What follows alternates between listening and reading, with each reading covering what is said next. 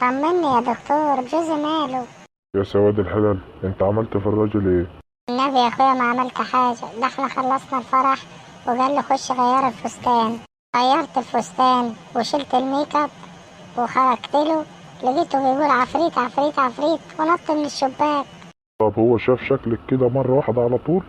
اه. اه، في الشارع اللي وراه. على العموم جوزك عنده كسر في الحوض. هو لحق يا اخويا؟ هو ايه اللي لحق يا ولية؟ مش مشكلة يا اخويا، اهم حاجة هيخف ولا ايه الدنيا؟ هيخف ان شاء الله. بعد قد ايه؟ يعني ممكن شهرين كده.